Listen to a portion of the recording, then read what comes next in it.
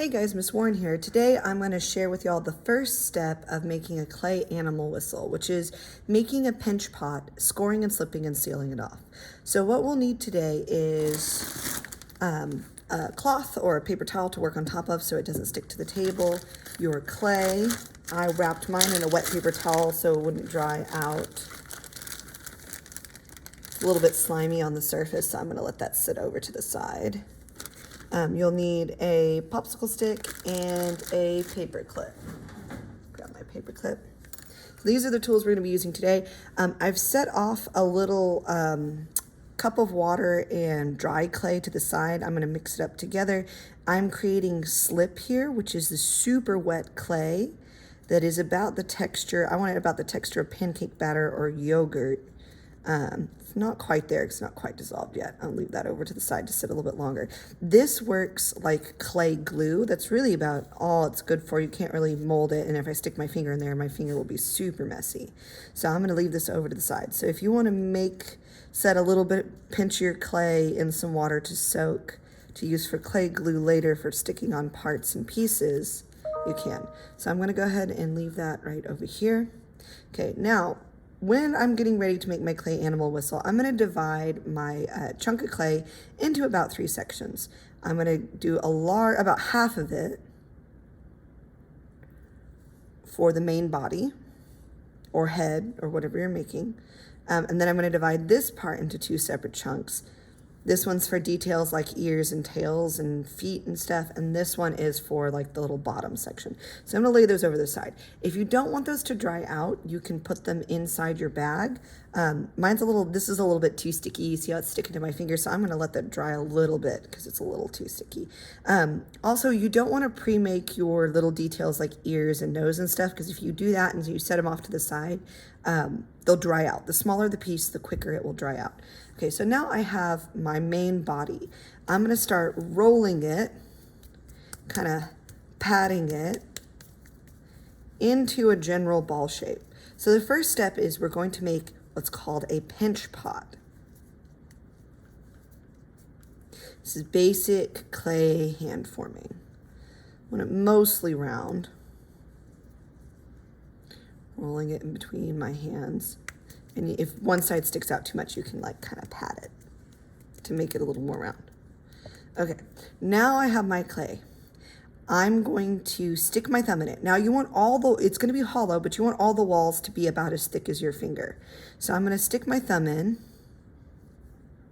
kind of supporting it from the outside. Whenever you make a hole in the clay, you want to support it from the outside. I'm gonna spin a little bit. I don't want to poke my finger all the way through.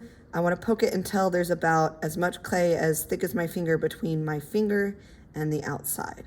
Okay, so there I've poked the hole. Here, it's almost the thickness we want it, but here is way too thick on this side. So I'm going to go through and I'm going to gently pinch outwards, supporting it from the outside with my fingers and kind of pressing with my thumb on any part that's kind of lumpy. You can also kind of run your finger on the inside and spin it as I'm supporting the outside with my hand. I'm getting a little tall. I'm going to pat it because I'm going to make an armadillo. So I don't want it too tall, but I want a nice hollow shape in there. I'm going to like kind of keep my fingers firm, and I'm gonna be smoothing out the kind of lumps and bumps. Kind of feel in the inside. You don't want it too thick because then it will take a really long time to dry. So you see how this edge is about as thick as my finger? That's about where I want it to be. If you do it too thin, then it will be fragile. Okay, so I'm gonna put it down here. I'm gonna kind of pat it into the shape of an armadillo body. See, if I tap it, it gives me a nice flat surface, but it's also kind of thick again. So I'm gonna open that back up by running my finger along it. That looks pretty good for an armadillo body. Okay, now I want to seal this up.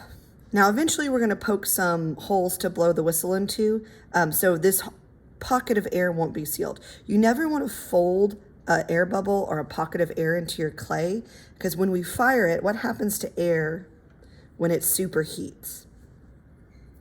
It expands, and if that air doesn't have anywhere to go, it's going to explode.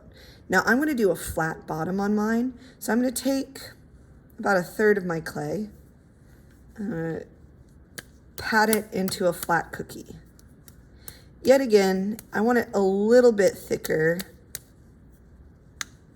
I don't want it super thin, because if it's super thin, it will just cave in on itself.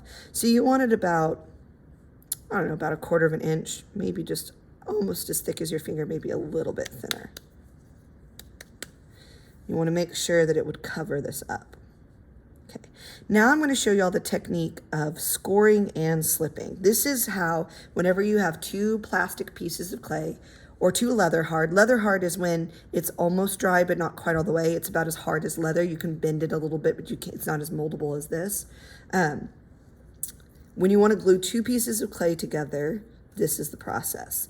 Now, whenever you want to glue things together, really, this applies to anything, wood, clay, it works better if the surface is not slick. You want to score it, which is to scratch deeply, to give the glue an area to kind of run into and stick. I'm going to kind of crisscross my scratches. You could do this with a small fork. You could do this with a wire brush. Since we're working pretty small, I'm just kind of crisscrossing with a paper clip. You want to just rough up all the edges you want to glue down, and you want to do it on both sides. This is how you do a really secure connection. Now this clay is pretty moist. If it's a little bit drier than this, you might want to scratch a little bit deeper. So the slip, or the wet clay glue, can really get down in those cracks.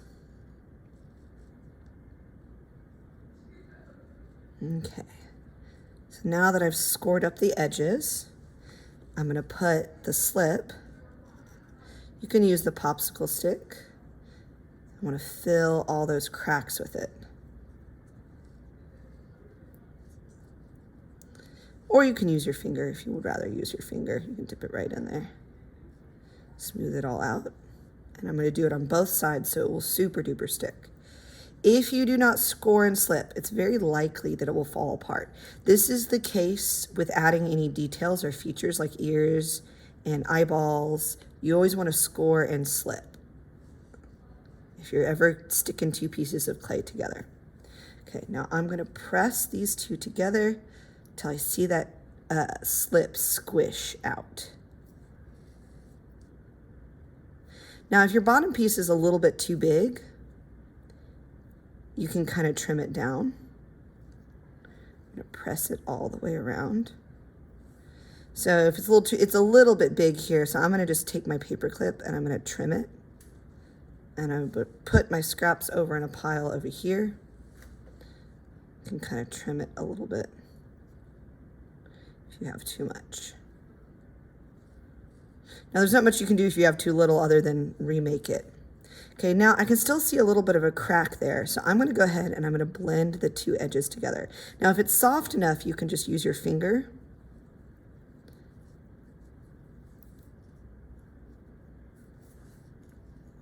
But if it's a little bit firmer, you might want to use a popsicle stick like this, and it's okay if it leaves some texture, because you can go back and smooth it. You want to make it, blend it together and make it one solid piece of clay. Smooth it out with my finger. Okay, so now I have my basic armadillo body for my clay animal whistle, and I'm ready to start adding details.